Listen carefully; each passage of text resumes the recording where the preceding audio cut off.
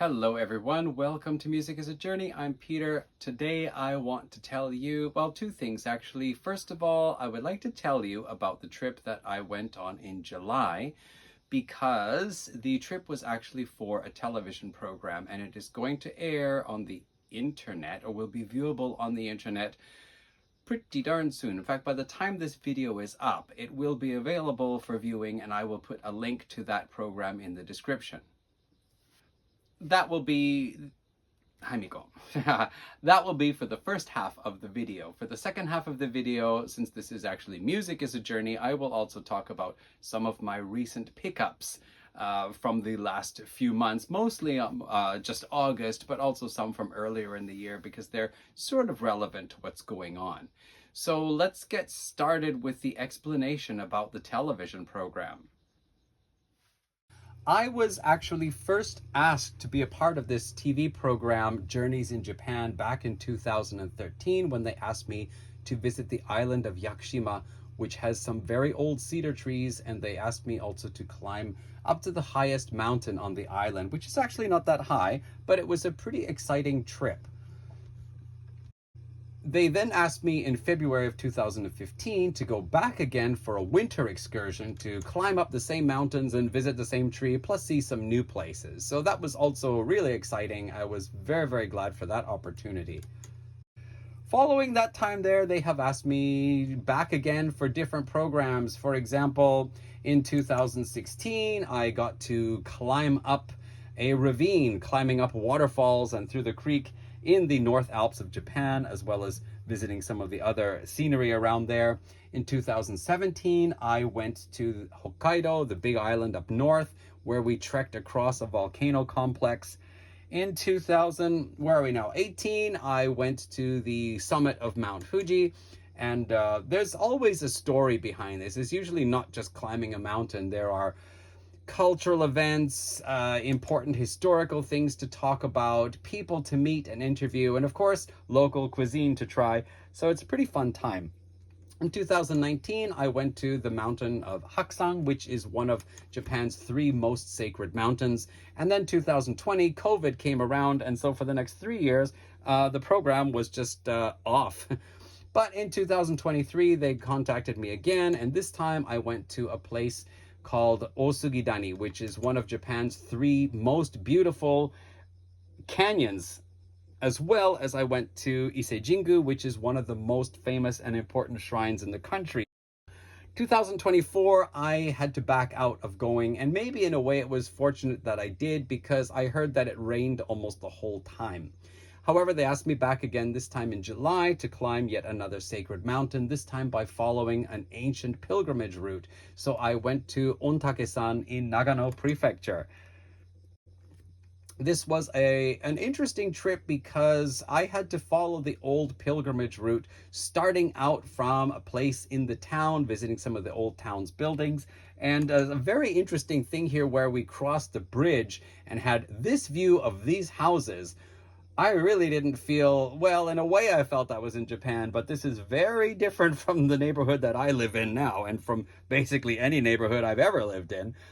After that, the pilgrimage route, we had to tackle it in sections. So some parts took us through forest and mountains. One place there was a pass where we got a nice view of Ontakesan. Later on, we went down into the town again and saw some of the historic sites and buildings. In one place, there were all these standing stones. And when I say one place, I don't just mean in this one place as you see in the photo. They were everywhere we went, alongside the road, in the forest, going up the slope of the mountain. We followed the path up through the mountains, seeing some beautiful scenery as well. We experienced finding this cool waterfall that just appears between layers of lava. So the top part is dry, and then halfway through, the water just emerges. So here's a video of that. Also, of course, we went through some beautiful forest, and here's just a short video showing that part of the trip.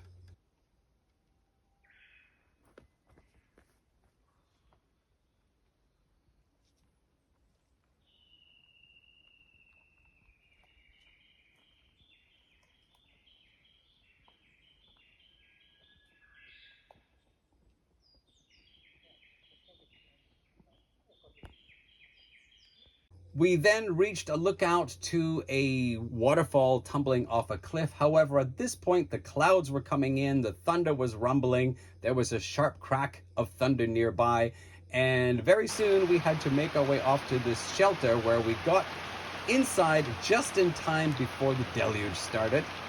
Here's some views of that.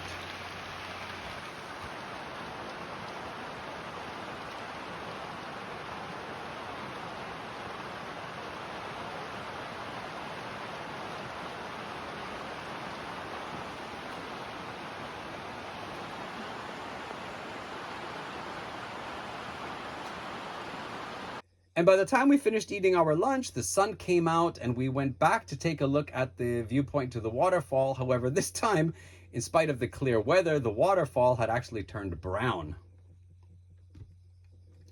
The following morning, we continued on our way up the mountain with views of other mountains along the way. This is a shrine that is at the border between the tree line and then beyond the tree line. This was also the place where in the past women were not permitted to hike any further. Beyond this point, we leave the world of humans behind and we enter the world, the domain of the gods.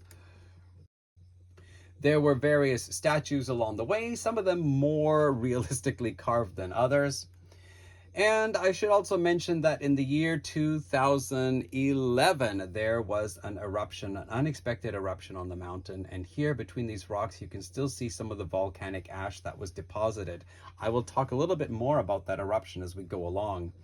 We managed to make it up to the shelter just in time for the weather to change yet again. In fact, we almost always seem to just wrap things up as the thunderstorms broke, which broke pretty much daily.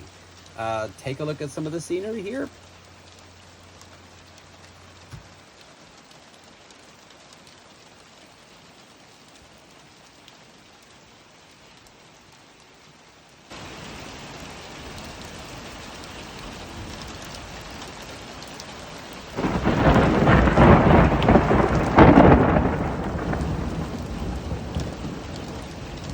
Of course, it didn't rain consistently the whole rest of the afternoon, so I did poke my nose outside of the lodge now and again and just looked around a little bit. However, the clouds were always just right behind us on the peak, and this is, yeah, another scene of how it looked.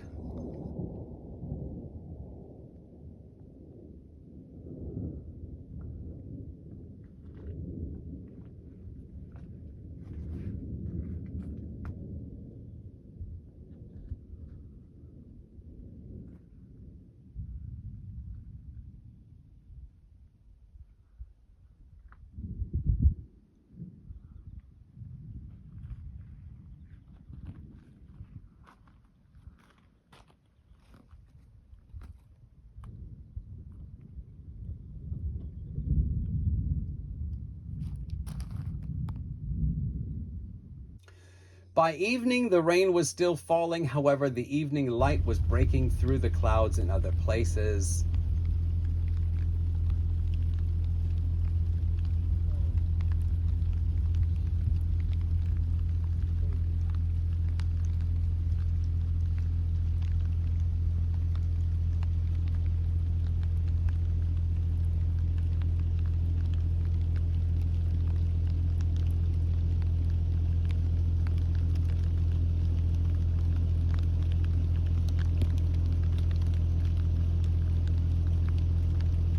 And then as the sunlight came through in those gaps in the clouds, the landscape really started getting spectacular. Mind you, it was still raining where we were. So we were doing most of our photography under the shelter of the building roof. And the following morning, this is the view that greeted us. Here's a video of that view.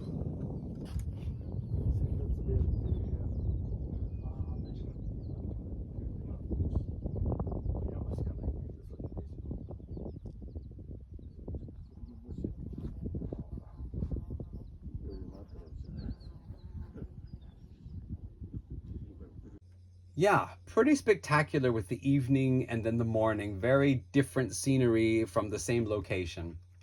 Now, from there on, we made our way up to the top of the mountain, and this is where I'm going to tell you a little bit about. There was this eruption in 2011. There were earthquakes around the mountain, but there wasn't any sign that the mountain was going to erupt. And it erupted suddenly in late September with a lot of visitors actually on the mountain at the time. In this image here, you can see that there is this lodge, and before it is this kind of flat gray brown plain that actually used to be a pond. And you can see off to the side here, there's the remains of a pond as well. All of it has been filled with ash from the volcano. This is a view looking out across one of the older craters. You can just kind of make out there in the mid distance, and then in the background distance, you can see in the center another volcano, and beyond that, peaks of the North Alps of Japan, most of which I have climbed or at least walked close by the summit, you know. Now here's from the top of the mountain, you can see again, like all this gray, this is all ash from the 2011 eruption. Here's a video looking across the scenery.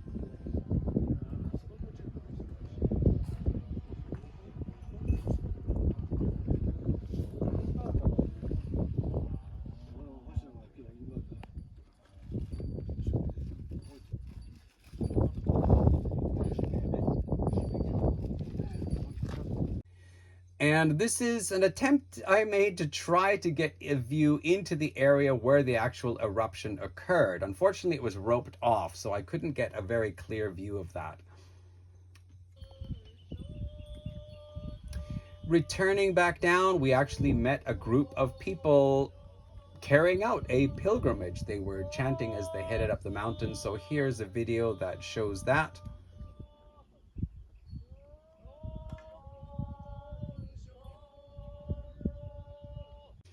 And as we reached the ropeway, the gondola, partway down the mountain, there were some photos inside that had been captured by someone who was on the summit at the time.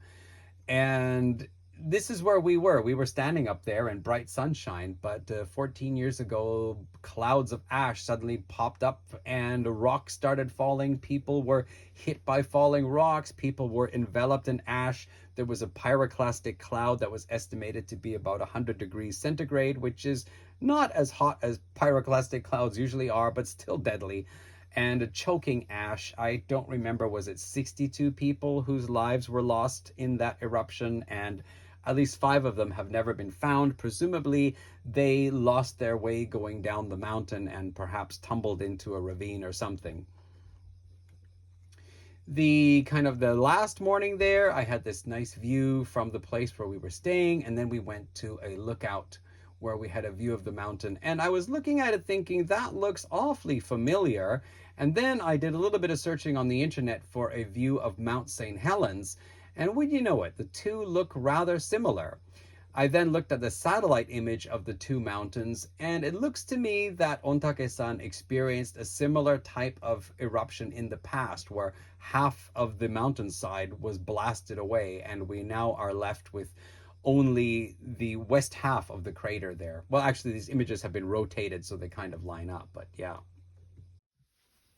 The saddest news from all of this was that in the month of July, my cat, my eldest cat, Kurama, was ill. He had a swollen spleen, and while I was away, his condition worsened. He went off to the vet a couple of times. He had to stay overnight and get IV. He was given medicine, but he gradually refused to stop eating and even drinking. And on the morning that we were on the summit of the mountain enjoying fantastic scenery and congratulating ourselves on a successful trip, my eldest cat, Kurama, passed away at home that morning. So when I came down from the mountain and switched on my phone, that was the message I got from my wife. Yeah, he had been with us for almost 10 years, and at the time he came to us, he was probably about 4 or 5 years old, so we're guessing he was 14 or 15 years old, which I suppose is pretty good, but I had always expected he would live a few years longer and just, die an old cat, losing his teeth and sleeping a lot and smelling funny and eventually, passing on. So it was really a shock that we had, up until say mid-June, end of June, a perfectly healthy, wonderful kitty cat who woke me up at 4 in the morning and who interrupted my videos and who sometimes boxed my feet when I didn't pay attention to him. But boy, oh boy, I loved that cat. And yeah, suddenly 5 weeks later, he was gone from us. So yeah, still I miss him. I keep a photo of him on my phone home screen, and I miss him every day.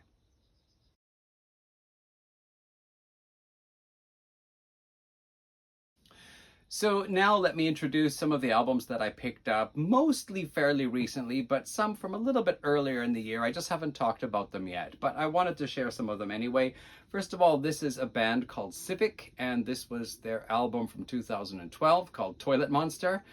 I saw this on the internet somewhere and I thought it sounds pretty funny. I've got to check it out and find out what it sounds like, and then it just simply wasn't available until I stumbled across it back in June sometime. I think it was on Yahoo Auction or an online flea market. I saw it there and I picked it up. It was a pretty decent price, so what can I say? It's Japanese indie rock with a slight touch of a shoegaze flavor. I'd say it's more indie rock than shoegaze. Nevertheless, anyway, Toilet Monster. I mean, it's not like a fantastic album or anything, but it was, for the price, it was worth getting, and there's still some fun tunes on here. Very first track is called Toilet Paper. This song is something like, you know, everybody has those bad days, and when those bad days come along, there's always toilet paper or something like that.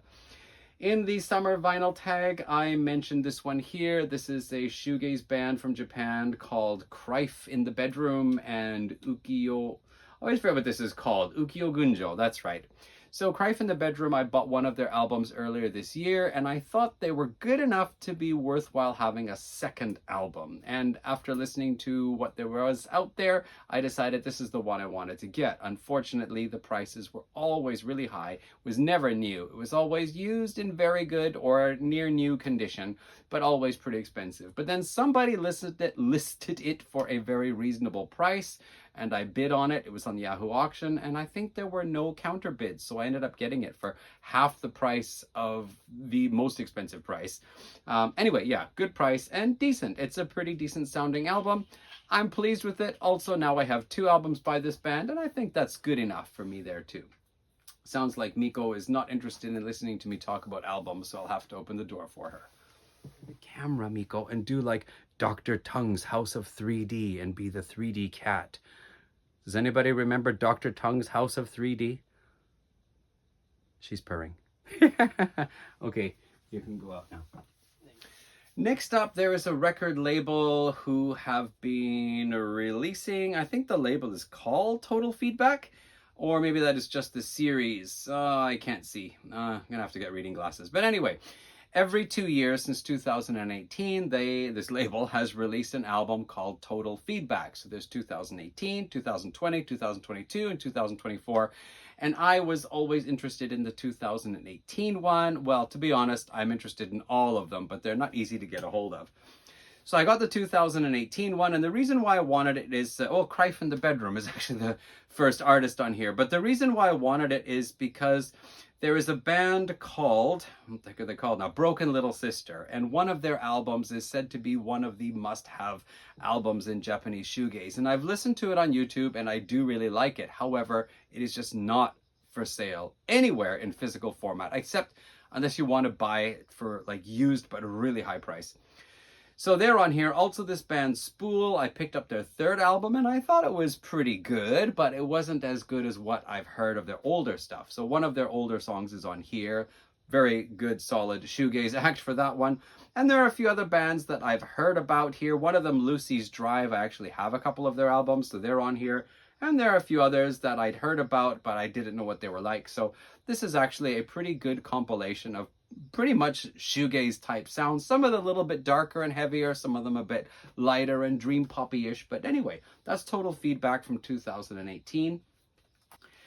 And one album that kind of caught my attention because there's a band on here called Pastel Blue, and one of their albums was listed among, you know, the starter packs for Japanese shoegaze. So that album was not available, but this is called Eternity in Moment, and it is actually 2 bands, Sugar Drop and Pastel Blue, doing a split here. So I think it's like 5 songs each. And Sugar Drop is a little bit more harder edged, a little bit more, indie rock, but with a tougher, heavier sound at times, as well as more of a lighter, I don't know, like pop punk type of sound in a couple of places. Whereas Pastel Blue is more of that shoegaze dream pop style. So anyway, this album came up for a pretty decent price on, I don't know, Yahoo Auction or Mercari Flea Market or one or the other, whatever. I got it and I'm happy with it. That's good. And one band that their name kept coming up all the time, this is a band called Number Girl. I don't know if I mentioned them in a previous video or not, but one of their classic albums is this one here, which is called Schoolgirl Distortional Addict. And their Addict, right? And their most famous song, Tome Shoujo, which means Invisible Girl, is on this album. This album is basically just like an indie rock band playing live in the studio. Just everybody, 3, 2, 1, go, and bam! And it's very loud, aggressive, edgy indie rock style, but it's a pretty cool album. And then a band that I was interested in called Plastic Girl in Closet. I had their first, second, and fourth album, so now I got their third album called Ekubo. And yeah, it's pretty good. I quite like it. Their first 3 albums are really shoegazy in sound, but really light, naive, childlike almost in their melodies. But the fourth album gets a little bit darker and heavier. So there's one more album of theirs I'm interested in getting a hold of. So, and then I'll have the first 5, and that should be pretty good. So that's Plastic Girl in Closet. I ordered a t-shirt from a company called Test Card Records, and they sent me this CD. This is actually a compilation. There we go, Test Card Records. This is actually just a compilation of various individuals who are members of other bands, and they have created songs for this. I don't know if it means that they're all doing solo releases or this is just a special compilation of solo singles, not sure. But anyway, a lot of bands that I'm familiar with, they have members on here. And it's okay. I mean, I got it for free. It's okay. Some of the songs are quite nice and some of them are, whatever. And then, so Richard at Richard's Vinyl Taphouse, he has a thread out now because September 8th, he's celebrating his 1 year of having a YouTube channel out there. So his thread was that we should mention albums that we bought thanks to other members of the vinyl community introducing those albums to us. And I actually did 2 videos on that last year. You Made Me Buy It and You Made Me Buy It Too. This year, there hasn't been that much, but just to mention a few of the more recent ones. So Richard himself mentioned a band called Ringo Death Star, shoegaze band from, I think it's California, anyway, from the US. So I picked up 2 of their albums, again, from, I don't know, Yahoo Auction or Mercari Flea Market or something. So that's quite good. Glad for that. And then Ben Rankins mentioned a band from Melbourne, where he's from, and it's a band called Flying Colors. So this is 2 EPs that they released that are put together on a single CD. Flying Colors, this is not to be confused with the Flying Colors band that included Steve Morse. Here, Colors is spelled the correct way, and Flying is spelled with a double Y. So I think it's not Flying Colors, I think it's Flying Colors. But anyway, pretty cool album, pretty cool band. And then just, this showed up for 500 yen or something. This is a band called Mint Julep, which is a husband and wife team. Basically, the husband, I think, is doing most or all of the instrumentation. The wife is singing. Kind of, again, shoegaze, dream pop, indie rock, also a little bit electronic stuff on here. I just picked it up because the cover looked interesting and the name sounded interesting. And when I checked out the music, it sounded acceptable. So I've listened to this once through and a couple of tracks twice. It's pretty decent. I'll have to, listen to it more. I do like it. Coming down the list, I picked up this finally. This is a compilation album by Poison.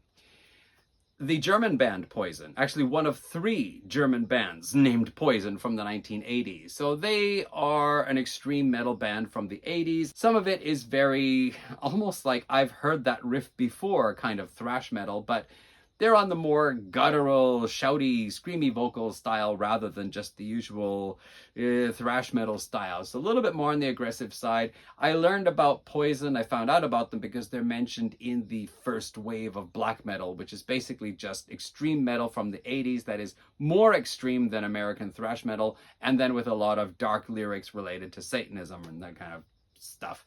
Anyway, they released a bunch of demo cassettes during the 1980s, and this is a compilation of those, plus a couple of live tracks.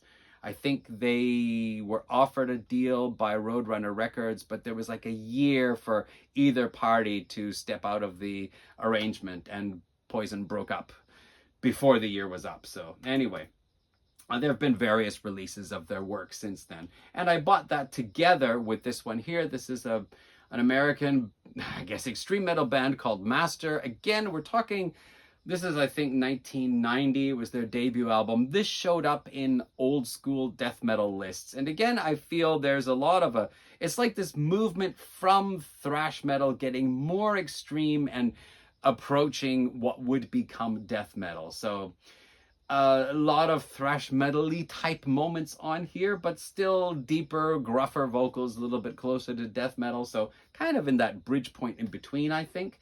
They actually, later on, I heard, moved to the Czech Republic, and they've released a string of albums since then. I mentioned this in my summer vinyl tag video. I finally got a hold of Twisted Sister's Under the Blade. This is my first Twisted Sister album on CD, and I've been wanting to get a hold of it for a while just because I'm interested in that connection between glam metal of the 80s and glam rock of the 70s. And this album perfectly connects that, because Twisted Sister were active in the 1970s, and some of the songs on here I feel really show a 70s influence, either by like Gene Simmons' Kiss or Sweet or maybe Alice Cooper. I feel those influences are in the songs here, but this is a 1982 album with the band dressed up in makeup and stuff like that. So it is exactly like the beginning of 80s glam metal, but carrying those glam rock roots of the 70s. So a beautiful bridge point between those two eras. I mentioned this one recently also. This is the brand new album by the brutal death metal band Cryptopsy from Montreal, and Insatiable Violence. I don't remember what album of theirs this is now. They've got quite a few out. They've been around since the early 90s anyway, and started releasing since the mid 90s. I really like them since their 2012 self-titled album and what they have released since then with Matt McGachy on vocals. I really like their music from that time, but I know a lot of fans like the first two albums with Dan Greening, aka Lord Worm, on vocals, and a mostly different lineup. Anyway, it's all good, just I prefer the more recent stuff. And then the latest item to pop in through the door finally is Circling from Above by Styx. And I have had a chance to listen to this once, and my initial response is, I love the variety of music and sounds and styles on this album here, but I feel the production is not quite as good as I would like it to be, which does make me feel with every track, wow, this is a good track. Wow, listen to those guitars, listen to those synthesizers, listen to those drums and vocals and everything. I wish they were just a little bit clearer. But anyway, I've only listened to it once. I'll have to get back to it more. Now, there are a few other albums I brought in recently, but actually I'm saving those for a specific video, so I'll talk about them more at that time. That then concludes this video here. Thank you for watching. I hope you enjoyed the little photo trip, and once that video is up, if you have a chance to watch it, please do, and let me know what you think. And that's it. Take care, everybody. See you around in another video sometime. All right. Bye, folks.